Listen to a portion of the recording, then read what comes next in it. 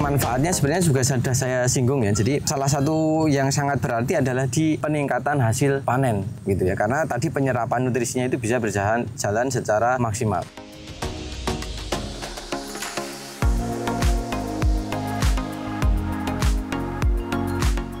Assalamualaikum warahmatullahi wabarakatuh, sahabat petani semua. Video kali ini kita akan lebih spesifik membahas terkait dengan mikorizа. Apa manfaatnya dan fungsinya seperti apa, dan kenapa ini menjadi salah satu hal yang sangat diwajibkan ketika berbudidaya tanaman menghadapi musim kemarau. Informasi lengkapnya akan kami sampaikan setelah yang satu ini.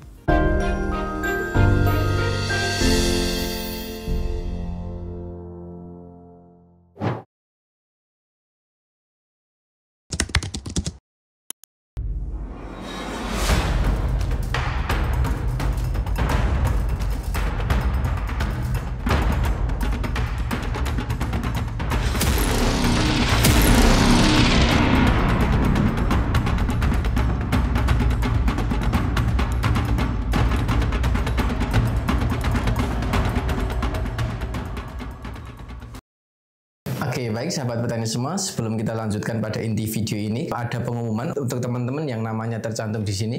Kami tetapkan sebagai pemenang terhadap giveaway video kami yang lalu. Nah, untuk teman-teman yang belum beruntung, jangan berkecil hati, karena di setiap video Mitra Petani, insya Allah akan kami sertakan giveaway. Caranya sangat mudah, teman-teman cukup tinggalkan komentar terbaik di kolom komentar video ini. Kemudian untuk teman-teman yang ingin berbudidaya tanaman, kemudian ingin memiliki acuan, silahkan teman-teman bisa miliki buku Tanam Mudah Hasil Melimpah karya Mitra Bertani. Di situ sudah disajikan secara komplit, mulai persiapan sebelum penanaman, olah lahan, pemilihan bibit, kemudian perawatan dan sampai pasca panennya. Insya Allah sudah tersaji dengan sangat lengkap, dengan bahasa yang sangat mudah. Kemudian ini diambil dari pengalaman-pengalaman petani di berbagai daerah yang tentunya sudah sangat sukses. Jadi jangan sampai ketinggalan dan tidak usah berpikir panjang, karena insya Allah ilmunya sangat bermanfaat. Tetap semangat, kurangi sambat, Gusti berkahi. Selamat menonton video ini. Oke, baik sahabat petani semua, kembali lagi bersama saya Zaki di channel Mitra Petani TV. Seperti yang telah saya jelaskan di awal tadi, kesempatan kali ini kita akan mengulas sedikit banyak tentang mikorizа, seberapa dia berpengaruh, seberapa penting, apa saja manfaatnya, kemudian bagaimana cara kita memperolehnya. Jadi seperti video kami sebelumnya, jadi kita berjanji untuk membuatkan video yang memang spesifik untuk membahas terkait dengan mikorizа. Seperti kita ketahui bahwa ketika akhir musim penghujan, kemudian nanti tanaman akan panen di musim kemarau, salah satu kendala utama itu nanti akan di ketersediaan air, dimana ketika lahan kekurangan air itu akan berdampak kepada kondisi tanaman. Meskipun hanya air, itu nanti pengaruhnya akan sangat banyak ya, karena untuk melarutkan nutrisi itu memerlukan air, kemudian untuk fotosintesis itu juga air, kemudian nanti teman-teman biasanya akan dijumpai dengan pertumbuhan yang kurang maksimal karena kekurangan air. Padahal teman-teman mungkin sudah sering memupuk, tetapi tidak bisa maksimal pertumbuhannya. Kemudian yang kedua adalah teman-teman melakukan pengairan atau melakukan pengocoran atau pemberian air, tetapi hanya dalam hitungan menit atau jam sudah langsung kering gitu. Kemudian selanjutnya gejala yang biasanya ditimbulkan ketika tanaman mengalami kekeringan atau kekurangan air itu akan diikuti dengan beberapa gejala pertumbuhan kurang maksimal, kemudian bunga cenderung mudah untuk rontok, kemudian untuk pembungaan dan pembuahan itu cenderung terhambat, dan ketika tanaman sudah berbuah biasanya waktu panennya itu tidak bisa bertahan lama itu karena nutrisinya itu sukar untuk tersedia bagi tanaman. Jadi video kali ini kita akan belajar untuk mengantisipasi sejak sedini mungkin gitu. Jadi teman-teman jangan bingung untuk melakukan penanganan, tetapi lebih baik dipersiapkan sejak dini untuk melakukan pencegahan. Mikorizа ini adalah salah satu jamur baik yang bersimbiosis dengan akar tanaman gitu. Jadi simbiosis yang dihasilkan itu adalah mutualisme atau mutualistik. Jadi akar ini mendapatkan keuntungan dari tanaman, tetapi tanaman juga diuntungkan dengan adanya mikorizа ini. Beberapa hal mungkin sudah teman-teman sering dengar ya terkait dengan manfaat mikorizа ini. Jadi mekanismenya itu si mikorizа ini akan hidup di akar atau di sekitar perakaran tanaman. Ada dua jenis mikorizа, ada endomikorizа dan ektomikorizа. Kalau ekto itu di luar, jadi dia hanya sebagai seperti mantol, jadi dia tetap menempel tapi hanya bagian di luar, tidak menembus sampai ke selnya. Tetapi kalau yang endo itu sampai masuk ke selnya. Tentu saja itu memiliki pengaruhnya masing-masing gitu ya. Tapi pada dasarnya kedua bahan tersebut sangat mendukung bagi pertumbuhan tanaman.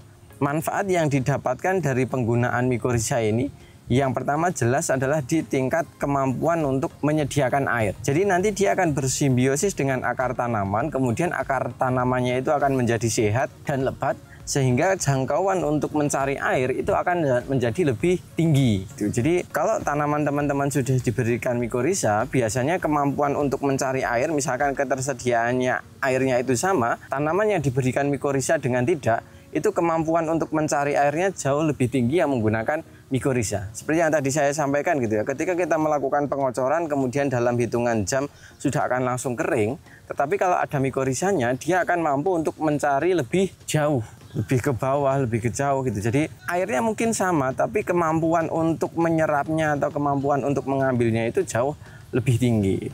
Yang pertama itu ya, jadi ketersediaan airnya itu, kemampuan untuk mengikat airnya itu menjadi lebih tinggi karena jangkauannya menjadi lebih luas, dan ini akan sangat bermanfaat ketika musim kemarau. Nanti teman-teman ketika sudah memasuki musim kemarau, kendala utamanya adalah di sistem perairan ya. Kalau perairan nanti akan berdampak seperti yang tadi saya sampaikan, tetapi ketika kemampuan mikorizanya ini sudah bisa aktif secara maksimal, dia akan membantu untuk akar itu mencari air gitu. Karena sejatinya di tanah ini tetap masih ada, hanya kadang keterbatasan akar untuk menembus agregat tanah sehingga tidak mampu untuk menjangkau airnya. Hanya mungkin akan menyerap pada bagian yang sangat dekat dengan akar, tetapi tidak bisa maksimal. Nah, dengan adanya mikorizа ini, kemampuan untuk menyerap air itu akan jauh lebih tinggi. Makanya menurut kami ya, salah satu hal yang sangat wajib untuk menghadapi musim kemarau itu adalah pengaplikasian mikorizа.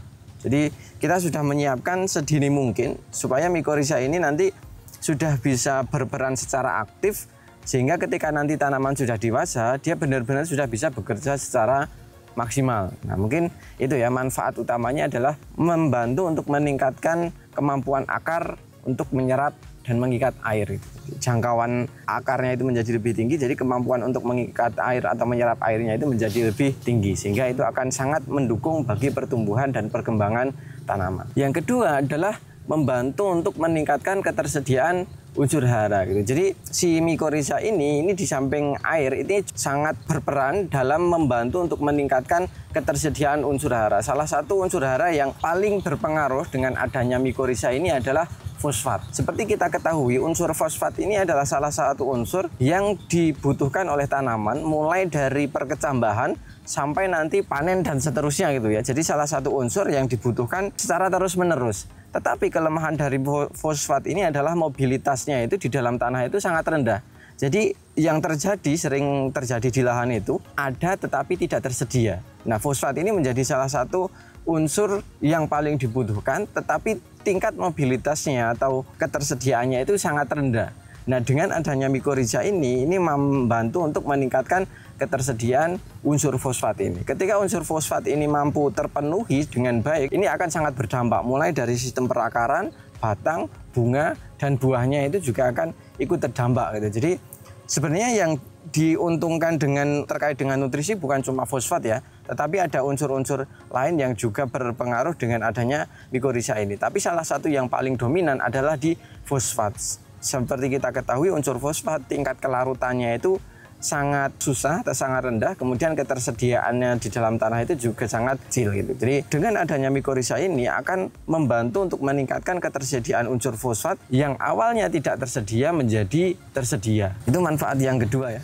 Untuk unsurnya tentu saja bukan hanya fosfat, tetapi nitrogen, kemudian kalium dan unsur-unsur lain itu juga ikut terbantu dengan adanya mikorizа ini. Jadi semakin mikorizanya semakin aktif, maka pupuk atau nutrisi yang ada di dalam tanah itu tingkat ketersediaannya menjadi semakin tinggi. Ketika ketersediaannya menjadi semakin tinggi, otomatis biaya yang kita keluarkan untuk pemupukan itu bisa lebih hemat, atau setidaknya pemupukan yang kita lakukan itu bisa lebih efisien. Karena seperti kita ketahui, efisiensi dari tingkat pemupukan itu mungkin kurang dari 40% gitu ya. Jadi lebih dari 50% pupuk yang kita berikan itu tidak bisa terserap secara maksimal oleh tanaman gitu. Jadi mungkin sebagian besar hanya akan menjadi sampah. Nah, dengan adanya mikorizа ini akan membantu untuk meningkatkan ketersediaan unsur hara bagi tanaman. Jadi di samping air, kemudian nutrisi juga sangat terbantu dengan adanya mikorizа. Yang ketiga adalah meningkatkan retensi atau ketahanan tanaman terhadap serangan penyakit gitu ya. Karena pada bagian perakaran ketika kita sudah memberikan mikorizа ini sejak awal, otomatis dia sudah hidup di dalam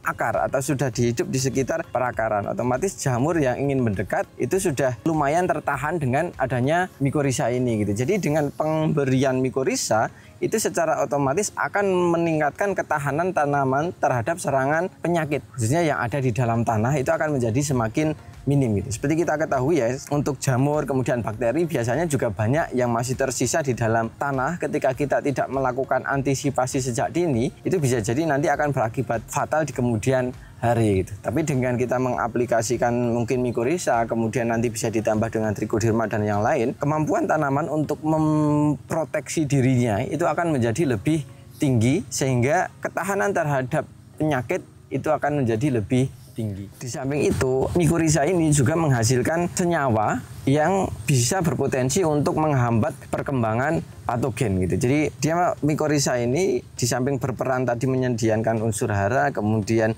air, tetapi dia juga menghasilkan senyawa yang berpotensi untuk menghambat pertumbuhan dari patogen penyakit. Ketika pertumbuhan dari patogen ini terhambat, otomatis dia tidak bisa berkembang secara maksimal untuk penyakitnya. Kemudian tanaman akan lebih terlindungi gitu, karena kondisi dari patogen ini tidak dalam kondisi terbaiknya, tetapi sudah dilemahkan dengan adanya mikorizа ini.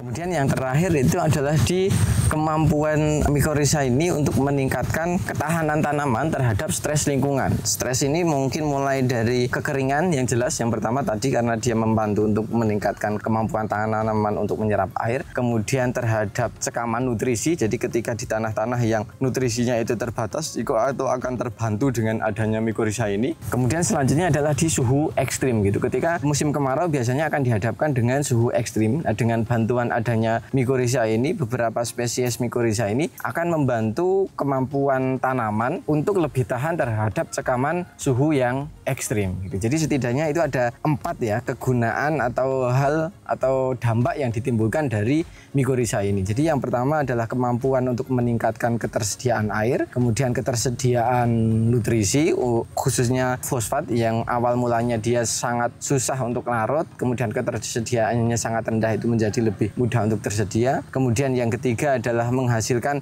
senyawa yang berpotensi untuk menghambat perkembangan dari patogen. Kemudian yang keempat adalah meningkatkan ketahanan terhadap cekaman. Nah, cekaman ini mulai dari kekeringan, kemudian kekurangan nutrisi, kemudian dari polusi, kemudian yang terakhir adalah dari cuaca ekstrim gitu ya. Jadi itu adalah 4 kegunaan dari mikorizа ini. Jadi beberapa hal tersebut semoga teman-teman merasakan ada manfaatnya ya dari apa yang kami sampaikan, karena menurut kami penggunaan mikorizа ini akan sangat membantu untuk petani apalagi di musim kemarau, di mana kita akan sangat dipusingkan dengan ketersediaan air yang akan sangat minim gitu, karena penguapan yang dilakukan oleh tanah dan tanaman sangat tinggi sementara ketersediaan air sangat rendah, dan ketika kita tidak mampu untuk mencukupi kebutuhan airnya, tentu saja itu akan berdampak pada metabolisme tanaman itu, dan itu juga sangat disayangkan. Oke, jadi itu adalah fungsi dari penggunaan mikorizа ini. Kemudian manfaatnya sebenarnya juga sudah saya singgung ya. Jadi salah satu yang sangat berarti adalah di peningkatan hasil panen gitu ya. Karena tadi penyerapan nutrisinya itu bisa berjalan secara maksimal. Kemudian yang kedua adalah mengurangi penggunaan pupuk gitu. Karena mikorizа ini membantu untuk awalnya pupuk yang tidak tersedia menjadi tersedia, sehingga secara otomatis mengurangi penggunaan pemupukan gitu. Karena sejatinya di dalam tanah ini pupuk itu sebenarnya tersedia sangat melimpah. Hanya permasalahannya adalah di tingkat ketersediaan. Selanjutnya adalah memperbaiki kualitas tanah itu ya, karena di dalam tanah semakin banyak agensi hayatinya, semakin banyak mikrobanya, itu tentu saja akan semakin bagus. Kemudian yang selanjutnya adalah mengurangi dampak lingkungan yang kurang bagus itu ya. Jadi karena penggunaan pupuk yang secara terus-menerus dan secara berlebih itu tidak bagus, dengan adanya mikorizа ini akan membantu untuk mengurangi pemupukan sehingga kondisi tanah itu dalam kondisi yang lebih baik gitu. Mungkin itu ya beberapa fungsi kemudian manfaat yang didapatkan dengan aplikasi mikorizа ini. Sedikit mungkin barangnya tidak terlalu besar tetapi memiliki pengaruh yang sangat nyata, apalagi menghadapi musim kemarau seperti ini yang tantangan utamanya nanti tanaman akan dihadapkan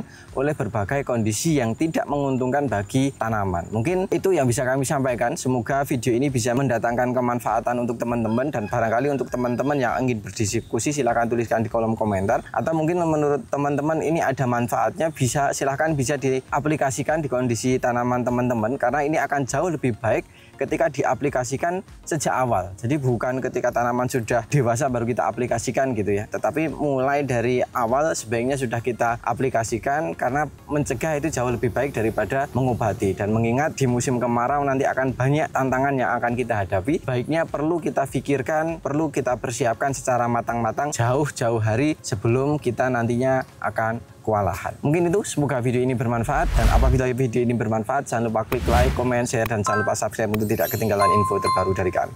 Terima kasih dari saya Zaki, salam mitra petani Indonesia, wassalamualaikum warahmatullahi wabarakatuh. Dan sampai jumpa di video kami selanjutnya.